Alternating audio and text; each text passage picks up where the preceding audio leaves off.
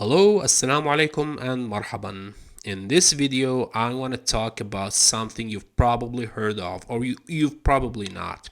I'm going to be talking about the Arabic root system and how it can make learning Arabic easier and fun.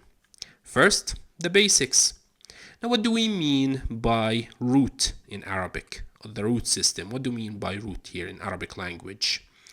It's basically a past tense verb that other words are derived from.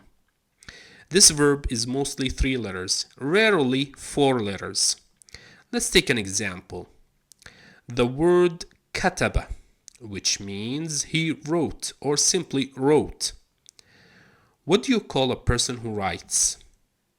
A writer, or katib in Arabic, or katiba for a lady writer. And what do they write? A book, or kitab in Arabic. And where would you find a book mostly? In a library, or maktaba in Arabic. But what if I say kitaba? Even if you don't know the meaning of the word, you'd still guess that it has something to do with writing. Okay? So if I say الكتابة التي على الحائط, or the kitaba that is on the wall. Now there's a chance that you guess that it means the writing on the wall, the writing that is on the wall. The root system is a great way to expand your vocabulary and your understanding of Arabic.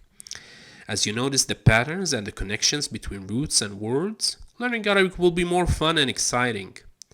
Let's take another root. Zara, which means farmed or planted. A farmer is called a muzara in Arabic. Okay, notice the connection. Now a farm is called mazra'a. So if I say wazaratu zira'a, which means Ministry of Zira'a, you'd guess that it means the Ministry of Agriculture, because Zira'a is close to Zar'a, Muzari', Mazra'a, and so on. So keep this in mind. The more you practice Arabic, the more you'll notice such patterns, and the more learning Arabic will be fun and easier for you. I'd love to read your thoughts in the comments. If you have any questions, comment away. See you in the next video.